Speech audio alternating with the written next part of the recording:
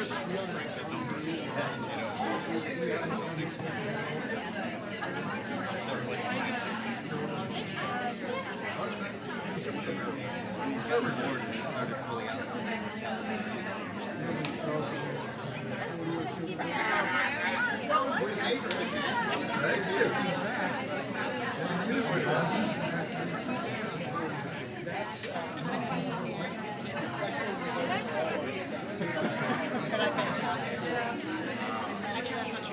neighbors, so now I ran into ice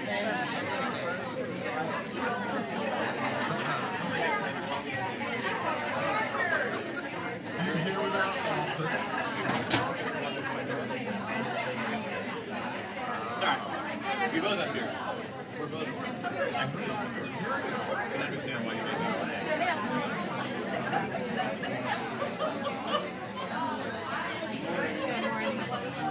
I'll be right there. Hey Roger, how you doing?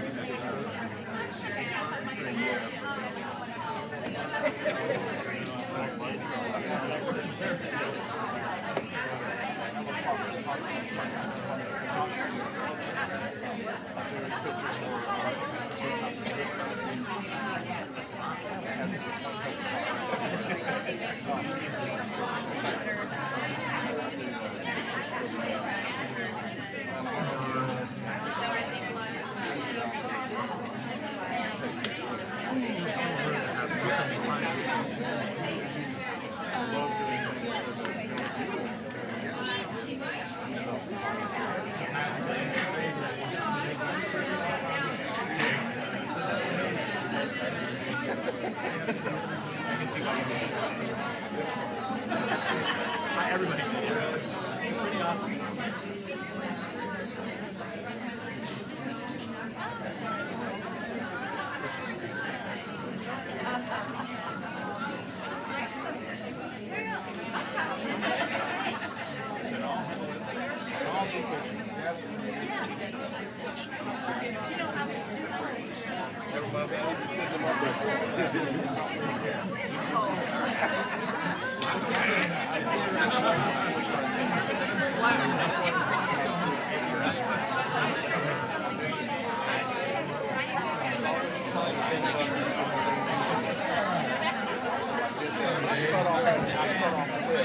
Show me back here.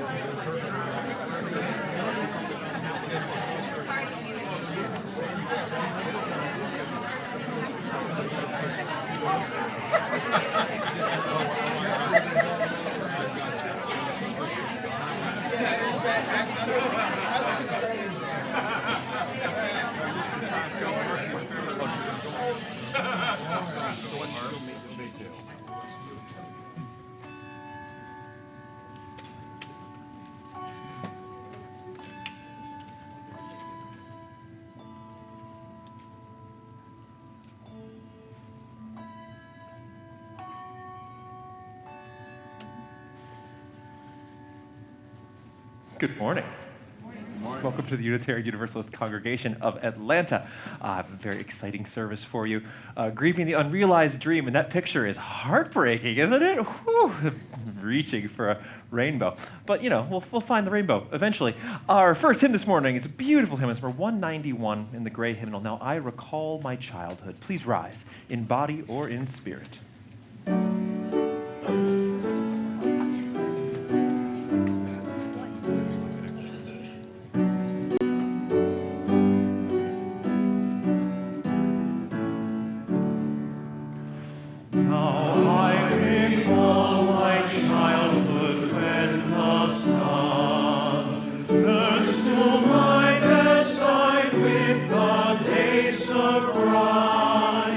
Faith in the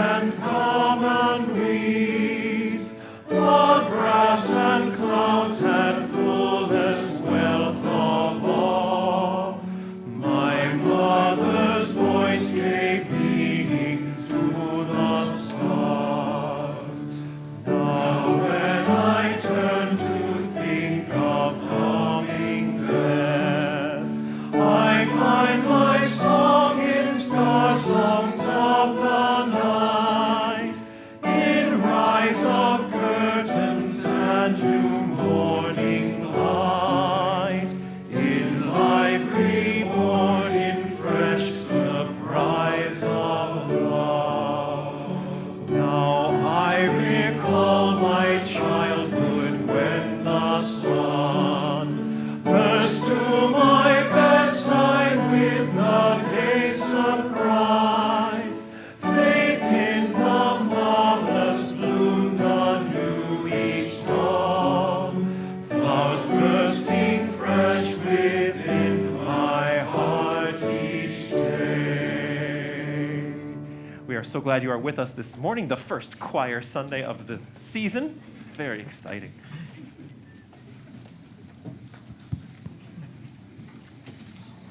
Good morning. Welcome to the Unitarian Universalist Congregation of Atlanta, a beloved community that changes lives. I'm Jackie Spearman, and I'm so glad that you're here with us this morning. Wherever you're from and whomever you love, you are welcome. If this is your first time, or if you've not had the chance, please stop by our Welcome Center in the social hall after the service to allow us to get to know you better. You can sign up to receive information about services and programs being presented over the next several weeks. Today is an exciting day for adult RE. If you'd like to learn more about UUCA and its programs, please join the always fascinating Inquirers group. They will meet at 12:30 to 1:30 in room 1, right off the social hall, between here and the social hall. The topic this week is pastoral care with Bruce Gaunt and small group ministry with Cheryl Delaney. Meanwhile, at 12:30 to 1:30, right here in the sanctuary, you can catch the first adult RE class taught by Fenwick Brouillard, our new director of lifespan religious education. I wondered who that could be. This will be the first course in our monthly anti-racism, anti-oppression, multiculturalism, that's AROMAC, learning series. Join Fenwick today at 12:30 for an interactive exploration of the concept of universalist social action, applying developmental psychologist James Fowler's stages of faith in a case study analysis of the work and ideas of Brian Stevenson, with particular emphasis on Stevenson's 2012 TED Talk, We Need to Talk About an Injustice.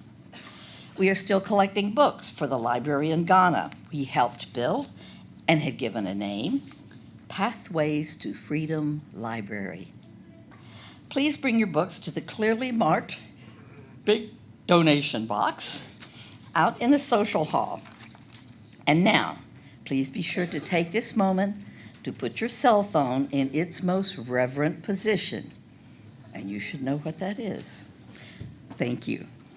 Once again, we're glad you're here on this beautiful morning.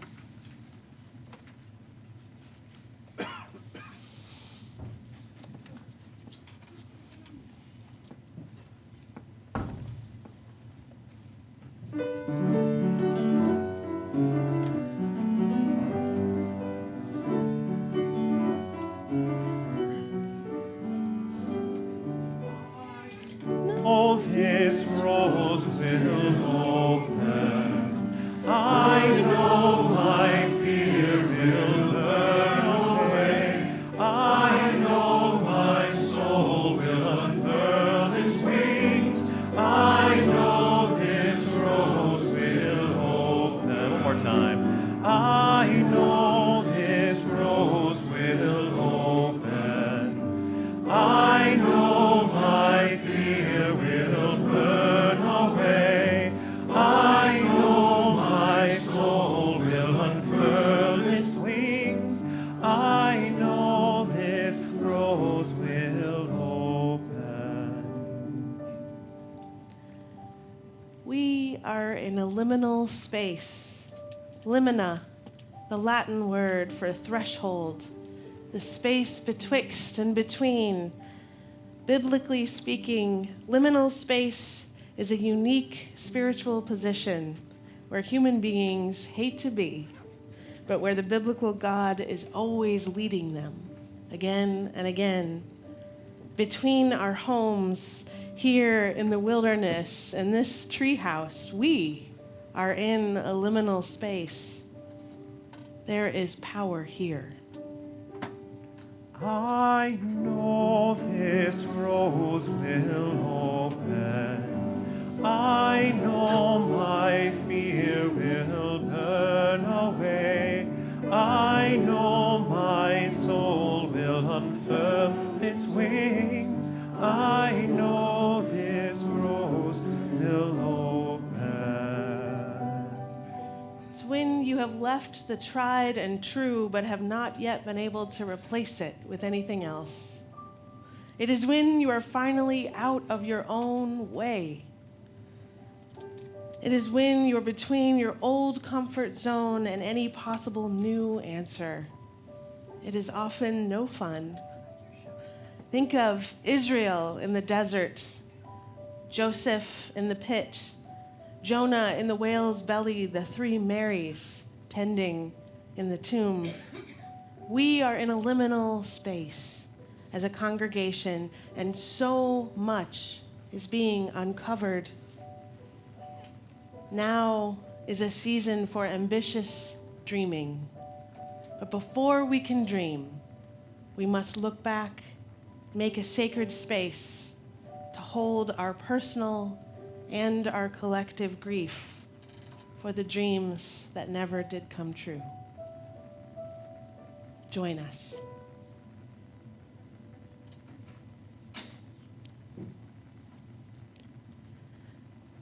I would now like to invite 6 special people to come forward and light our chalice this morning. They are the members of the search team for the Director of Lifespan Religious Education, Shikayi Stringer, Kim Green, Jill Pohl, Amity Parr, Alan Lee, and Letta Wu. You will all please come forward this morning. They have worked all summer long, sat in meetings, pored over resumes. They have done holy work this summer. Let's give them a hand.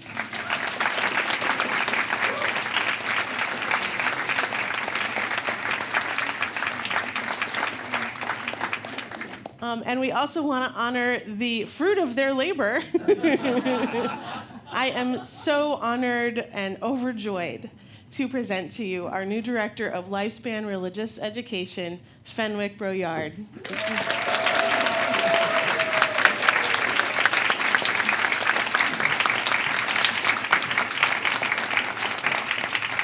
So we are going to welcome him, get to know him. Please meet him if you get a minute after the service. And Fenwick will say our chalice lighting words this morning while Jill lights our chalice. So Fenwick, you can rise and lead us in chalice lighting words. Now I ask all of you to join me in a unison reading of our chalice words printed on your screen. May the light of this flame illuminate our tradition of seeking, invite all who yearn for acceptance, and ignite our passion for justice and peace.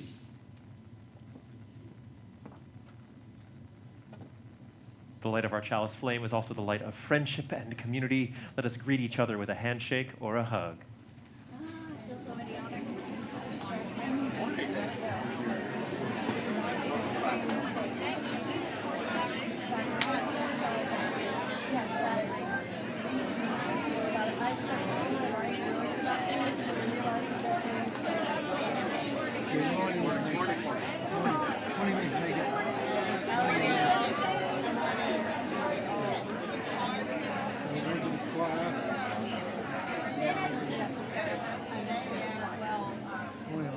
How are you?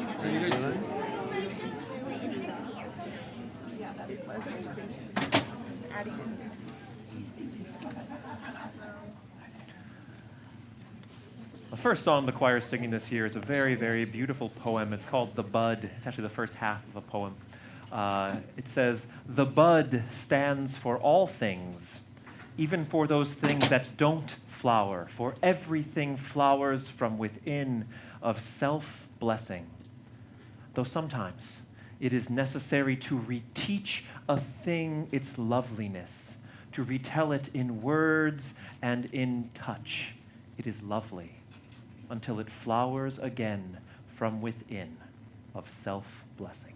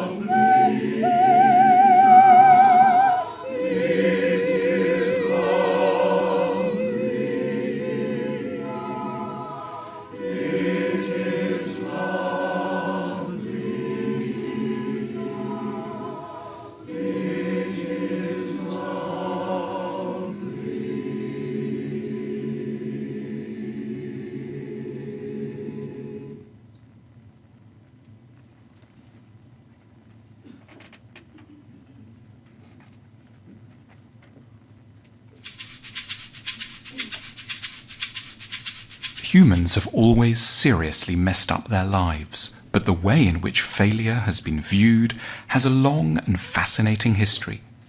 Rome, 46 AD. Julius Caesar celebrates yet another triumph over the enemies of Rome. The Romans worship success. They believe that success in the here and now is all that counts, and that success means three things: money, fame, and military glory, which creates a lot of anxiety around failure. Germany, 9 AD. The Roman general Varus kills himself after losing a battle in the Teutoburg forest, not far from modern-day Hanover in the north of Germany. He's made some major strategic errors in deploying his troops. His suicide is an expected consequence. Failure is so humiliating and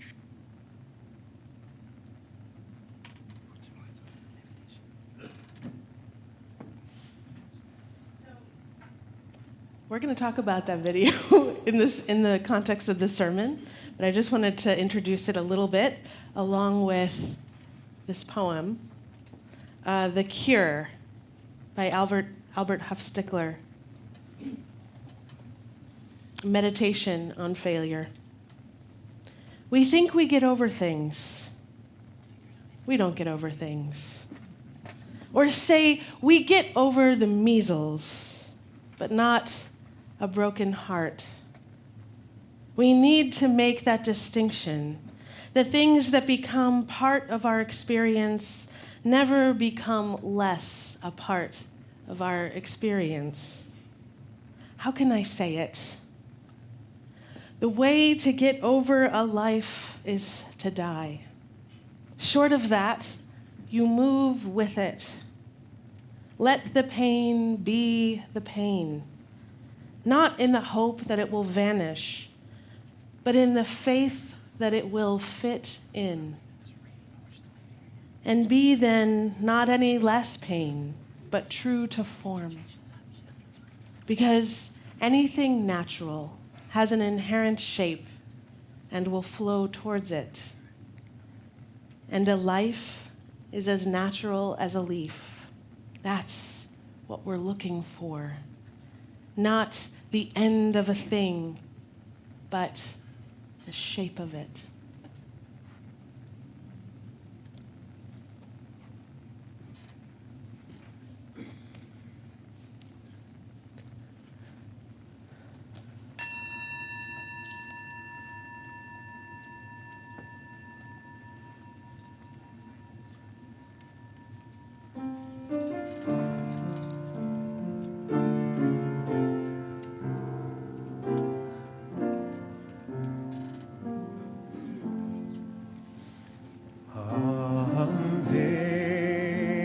Amazing grace, how sweet the sound that saved a wretch like me. I once was lost, but now I'm found. Was blind, but now I see. 'Twas grace that taught my heart to fear, and grace my fears relieved. How precious did that grace appear, the hour I first believed.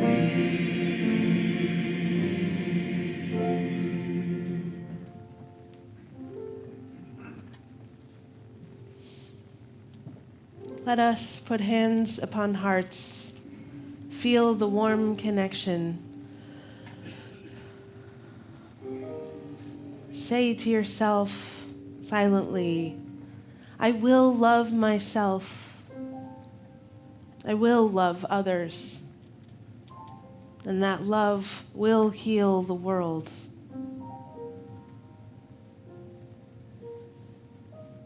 At this time, we share the joys and sorrows of this congregation. Conrado Marianlande successfully underwent gastrointestinal surgery and is now recuperating. Conrado appreciates being kept in everyone's thoughts, prefers not to receive calls or emails during his recovery, which will take several weeks. Conrado and his family appreciate your thoughts and healing energy. We send love to Dorothy Kenny, who has been at Emory University Hospital for the past week, recovering from pneumonia. Dorothy would appreciate cards and notes. We send kind thoughts and loving prayers to Sue Johnson, whose father passed away this week.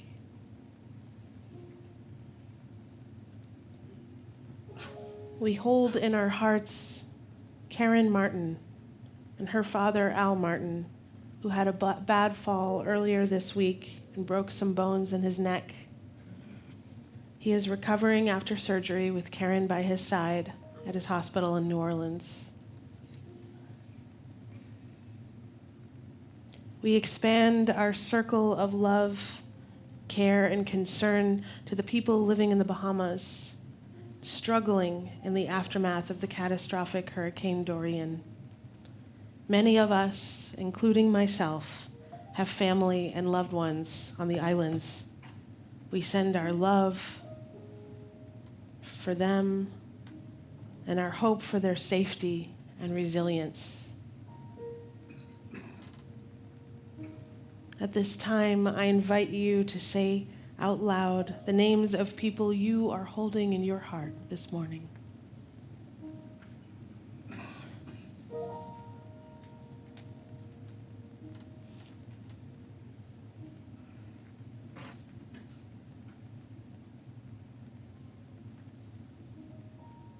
As humans have gathered for millennia, so we gather on this day to gently surrender to something beyond ourselves, to humbly acknowledge our mistakes, to ask forgiveness, to seek hope and renewal, to honor the earth that supports and sustains life, to remember that all beings are inextricably and mysteriously connected, to feel that connection. Now we still our bodies and we still our minds. We take in a deep breath. We exhale. We enter into this space that our intentions make sacred. We enter into the wise silence.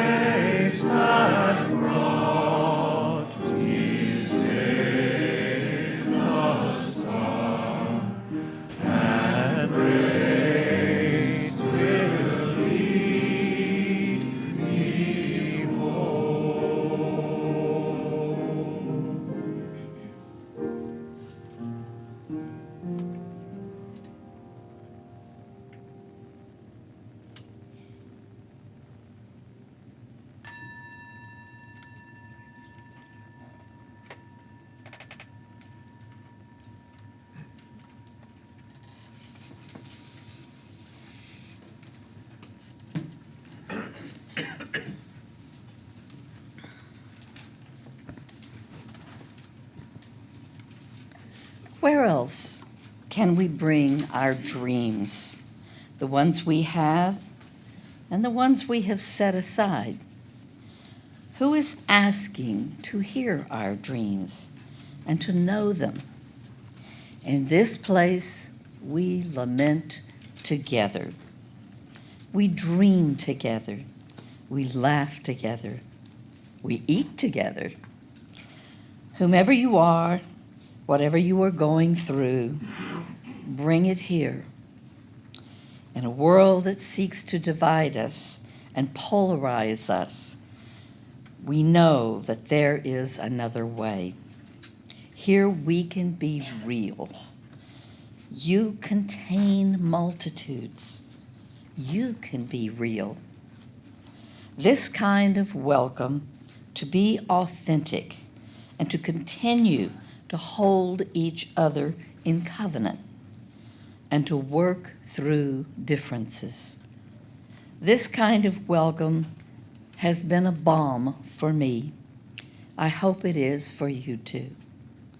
This is a community that can hold you and enrich you and challenge you and love you.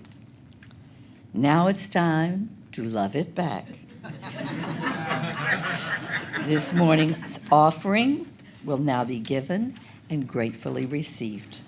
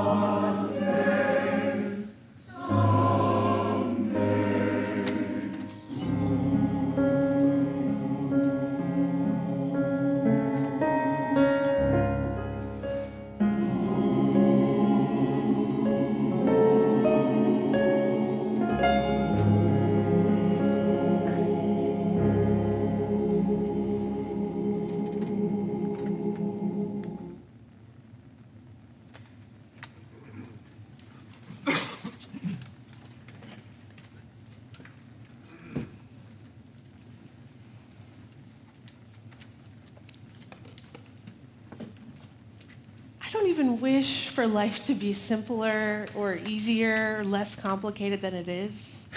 I just wish for people who can hold that with me.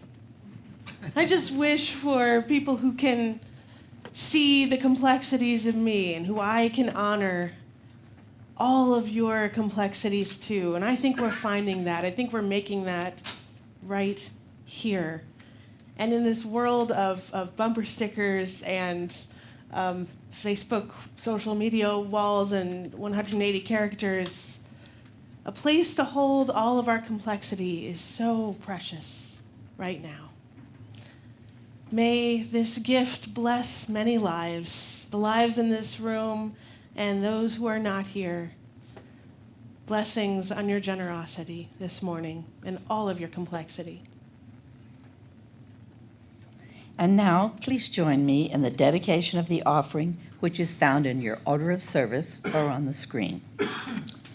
To the work of this congregation, which is weaving a tapestry of love and action we call community, we dedicate our lives and these our offerings.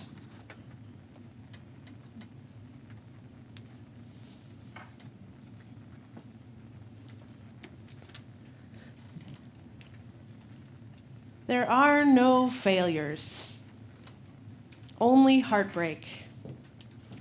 These are the words of the late, great Unitarian Universalist minister and professional clown, Reverend Kay Jorgensen. I am so excited to tell you about Reverend Kay Jorgensen because her ministry uprooted and subverted the binary framework of failure versus success.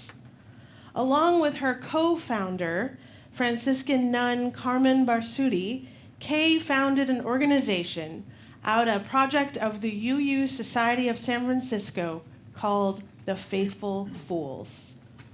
I hope you'll go to their website. They have the best website.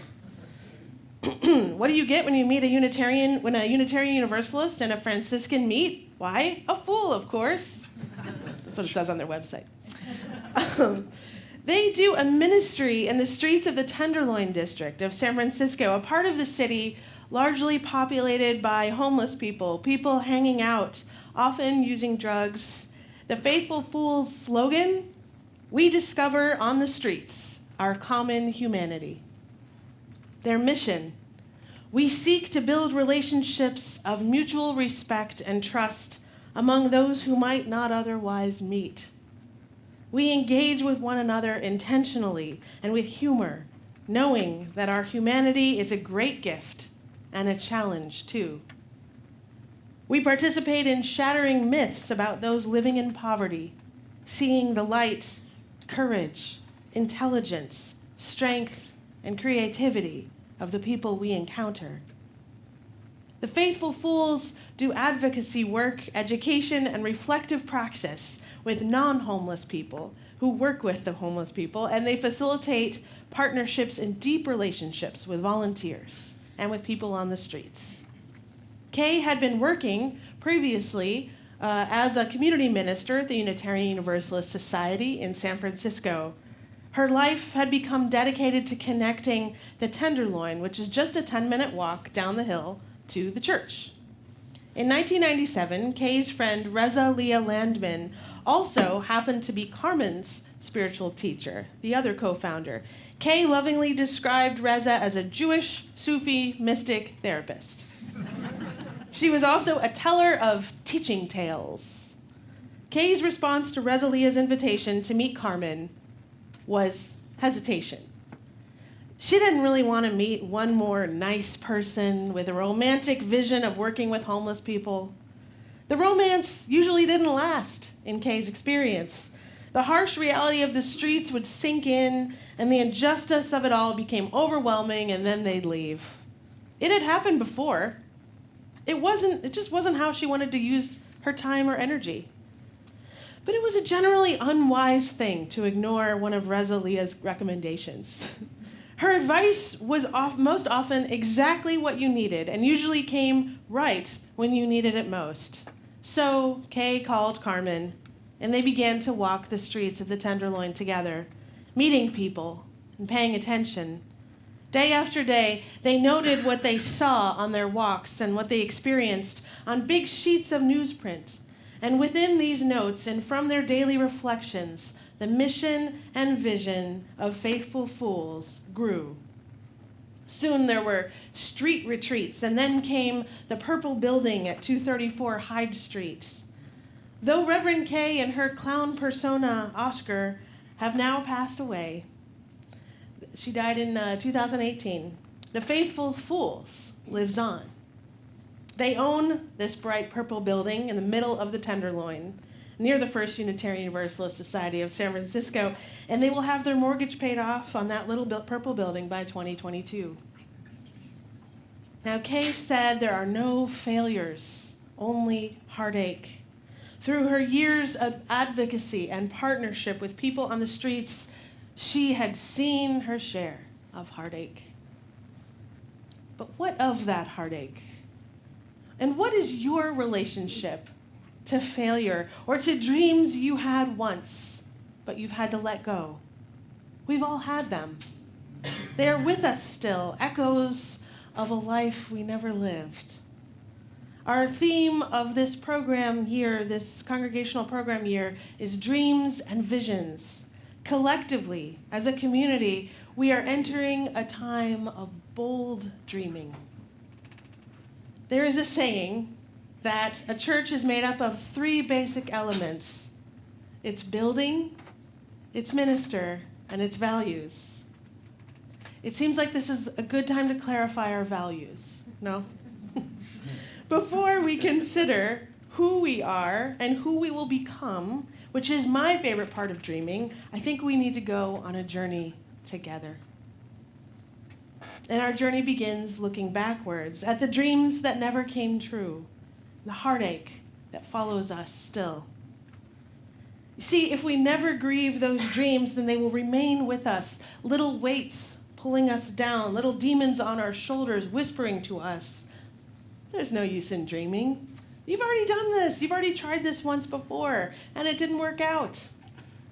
The voice begins to infiltrate our psyche and make us believe we are serving a karmic debt to that failure. Your dream never took root in another time, another place. Maybe some of the features were the same as they are now. Perhaps there were similar elements to a dream that is now trying to break free and be spoken. The danger of never grieving our lost dreams is they can turn us from idealism to cynicism.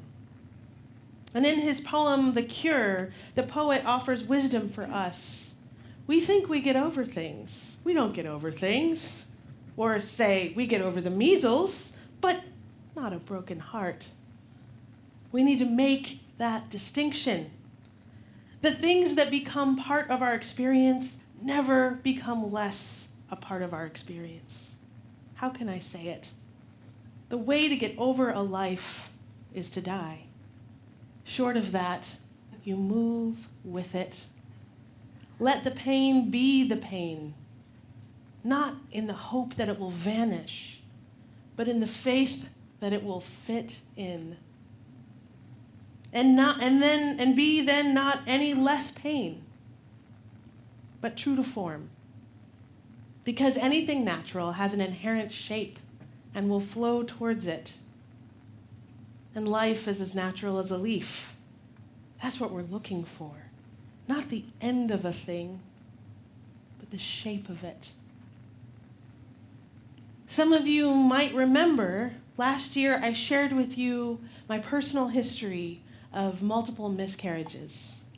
And the reason I don't share this story, this part of my life, widely and readily is because of the number one response I receive when I tell people I have had 5 miscarriages. Here's the response. "Oh, but now you have 2 healthy little boys. Thank God for that." And of course, that is true, though it very nearly was not true. But even if I had 10 kids now, my years of infertility and struggle and heartbreak and doctor's visits and existential panic would still be a part of my life story. I thought I would be a younger mother. I thought I would have 1 baby at a time. I thought I would be raising kids in New York City. I thought I would have a natural childbirth, like every single other person in my family. One by one, those dreams were closed off to me. By focusing on the eventual way those dreams shifted and fell apart does not mean I am not grateful for my new reality. But the loss of the dream is still with me, and it always will be. I have grieved and mourned that loss, readjusting to a life that was different than the one I had imagined. And a result of my mourning, I feel bolder now. I feel less tied down to the sense of failure I experienced in the early part of my motherhood story. Heck, I still have dreams for how I'd like to raise these kids and the people I hope they will become. I am counterculturally ambitious about how I want to raise 2 white boys in America, believe me. But just like the loss of my earlier dreams of having babies at the same time as all my friends, having babies at the same time as my sisters, I know I will have to let some of those dreams go, give them up to God, as they say, give them up to the universe. Our society's sense of success and failure is ancient, as we saw in that little video clip. Okay, I'm glad we had the little video clip. Rooted in early Roman Greek messages of empire, that success should be determined by wealth, fame, and military victory. These largely Eurocentric influences, and we know the foundation of this nation was built on the same notions of success, war and domination, their powerful ancestors. And then on the other side of the world, in India, entered Siddhartha Gautama's central message that desire causes human suffering, that the purest response is utter dependence and releasing any personal ambitions in favor of simply existing, practicing meditation, lightness, receiving alms. The faithful fool's work is influenced by Buddha's non-attachment and by Jesus' subversion of who is blessed and who is rich. The story of our national relationship to success and failure is not over now. There was a moment back in 2011 during Occupy Wall Street when a different dream took hold of us here in the United States, when people took over a park on Wall Street to collectively dream of a world where we would be valued for our contributions and not our bank accounts, where people could dream of a life more abundant than financial wealth. And I was lucky to live that dream just for a little bit. For about a month in Zuccotti Park, I would show up and I would eat some food with the other dreamers because there was always free food at Occupy Wall Street. I would lay down and rest and listen to music because there was always a comfortable place to lay down and there was always someone playing live music. I would sit and meditate amidst the maelstrom because there was often someone leading an insight meditation in one corner of the park. If I'd wanted to, I could have had a medical checkup or met with a lawyer because med students and lawyers were offering free advice in a tent on one side of the park. The dream was beautiful, and it didn't last. Greed is back now with a vengeance, which is why this is the perfect season for dreaming. Isn't that what a church community is anyway? It's the collective dream of a group of people, you, who feed each other on Wednesday nights, who grow together and celebrate each other and mourn each other. Our day-to-day attention is called towards our individual measures of success, keeping up with the pace of our dreams of families, careers, houses, travel.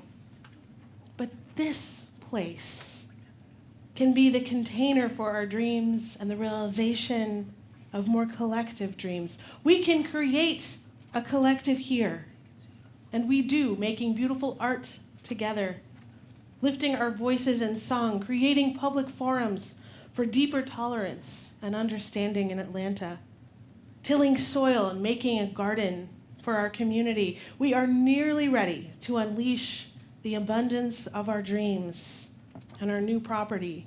It's an exciting moment. And we each have dreams that have died, that make us afraid to dream again.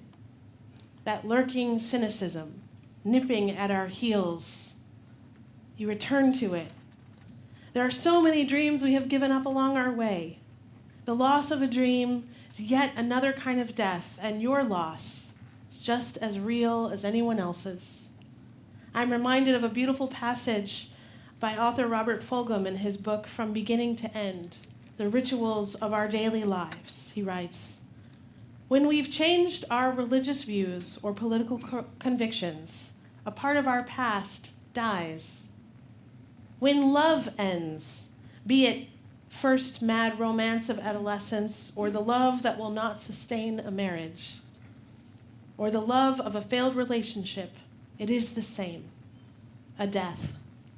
Likewise, in the event of a miscarriage or an abortion, a possibility is dead, and there is no public or even private funeral. Sometimes only regret and nostalgia mark the passage. And the last rites are held in the solitude of one's most secret self, a service of mourning in the tabernacle of the soul. We each want to leave a legacy of success, and that is only one part of our story. Our losses, our disappointments, the roads not taken, they are a part of our story too. Beautiful part. To dream is to risk. Our experience of unrealized dreams are part of what makes risk so scary.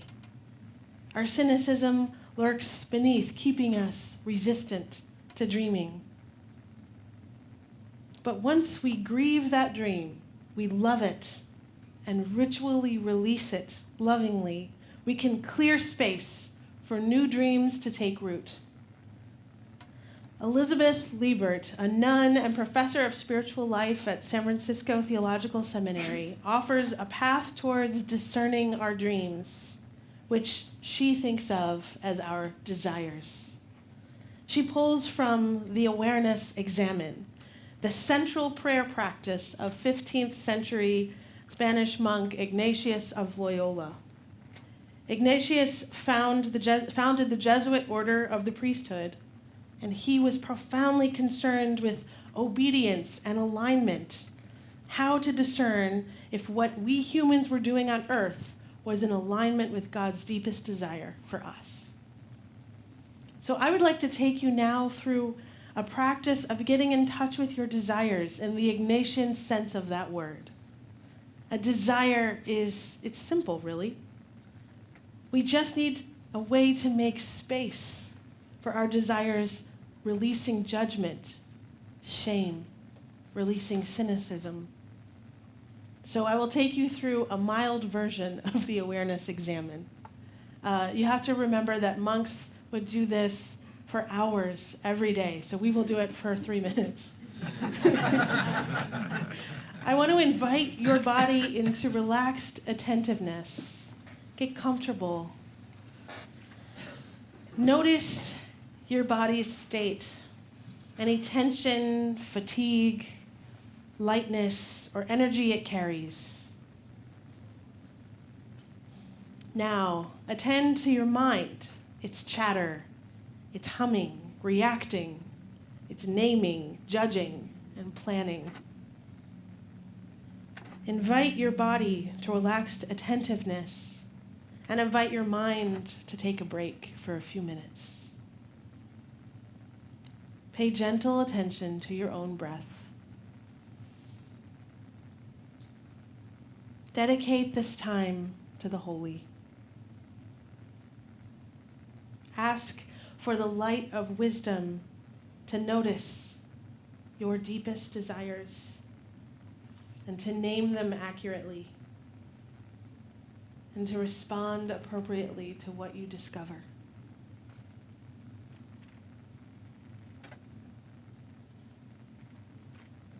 When you are ready, ask yourself, in the presence of the holy, in the presence of this community, what do I want right this minute?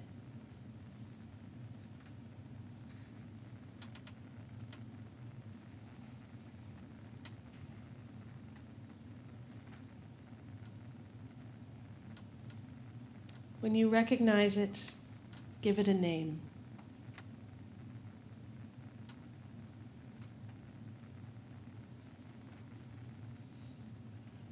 Now breathe and ask yourself, what is underneath that desire? What is more basic? What do I want that is underneath that first desire?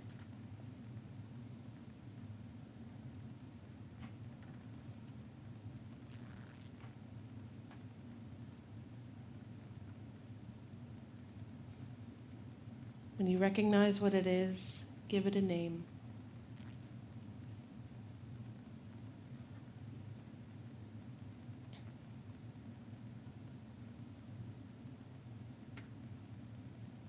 Now breathe and think, ask yourself, what is underneath that more basic desire?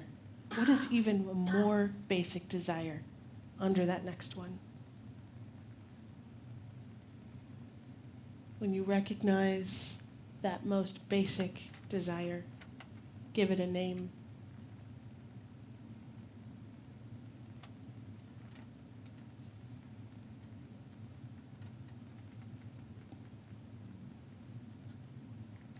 When you come to your deepest desire, honor it as central to who you are.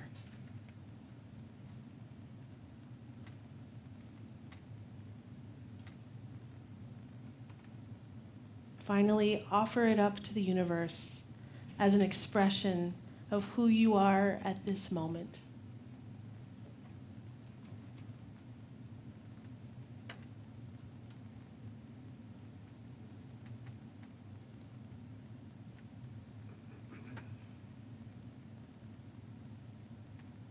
Take in a big breath. Open your eyes and return to this room in this moment.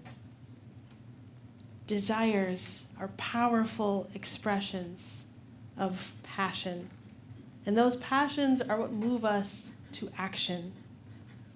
So when we know our desires, we will also be alerted to the potential for our most powerful actions, for good or for ill. When we are attuned to our desires, we notice when they conflict, sending us into an inner struggle, draining energy from other more important issues. Not every desire is worthy of careful nurture.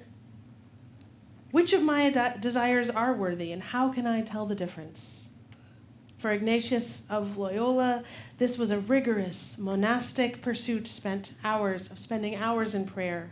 And while you may not have time for that in your life, this could be a muscle you flex and learn to develop with a journal or a daily meditation on desire. But before you freely connect with desire and thereby your dreams, it is time to grieve. Let go of the dreams that never came to pass. You'll see a few tables on either side of the sanctuary here, and there's a table here as well with the chalice. And on these tables are bowls of water and slips of paper. This is dissolving paper. So at the close of the worship service, I will invite you to write down a dream that never came into being. Write it down on that paper.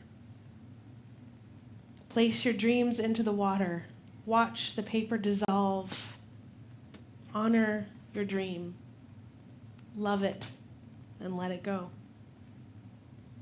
Clear the old dreams away and let us give each other permission and confidence to keep dreaming, to be attuned to our most basic desires. Boldly dreaming. I am inviting you to become a faithful fool. Do commit to something that seems barely logical, something that's even been tried before in a different way and it didn't work out. This is what we need now. And we are all with you, witnessing the heartache, the loss of your dream that never was, witnessing letting your dream go. And we will be here for you, ready to return again, to dream together a new congregation, a new community, a new city, a new world. May it be so.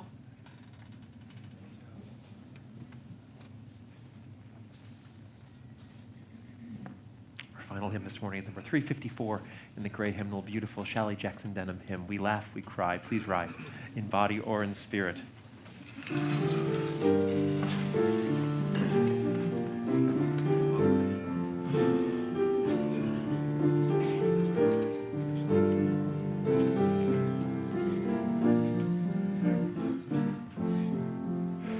We We cry, we live, we die, we dance, we sing our song.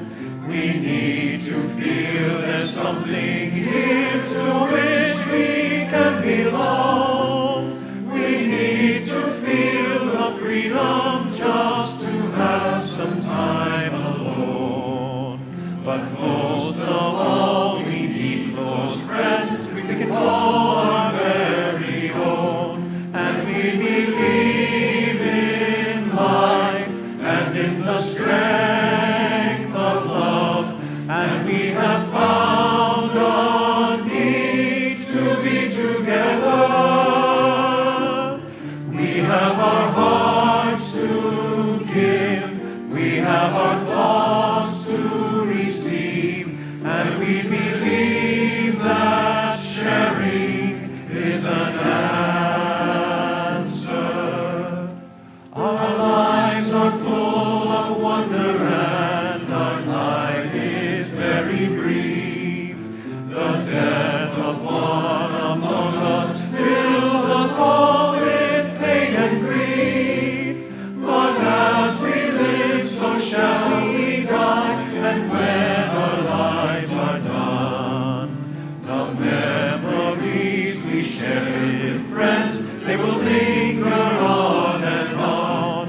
And we believe in life and in the strength of love. And we have found a place to be together. We have the right to grow. We have the gift to believe that peace within our living is an answer. We seek elusive answers to the questions of this life. We seek to put an end to all the waste of human strife.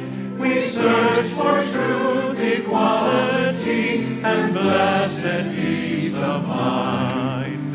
And then we come together here to make sense of what we find. And we believe in life and in the strength of love. And we have found a joy being together.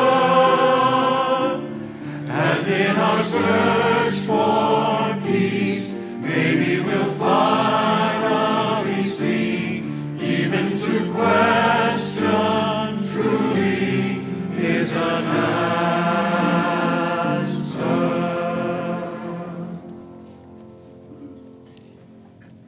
Please join hands for the benediction.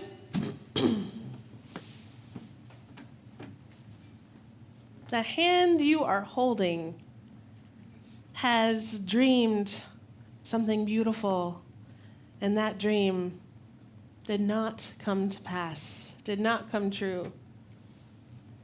So as you hold that hand, know that each of us contain these dreams still. So send love to that person and their dreams, and permission to dream again, even more boldly, faithfully, as we dream together and take our dreams out into the world. And I want to invite you, as you leave, to come to one of the 3 tables in the room and dissolve perhaps a long-lost dream that never came true, as we hold that in this holy space. Go in peace, go in love. Amen. The good thing is you got a chance to do it again. And the other good thing is now every time you tape, you'll remember, oh wait, remember that one time that I forgot? So you can...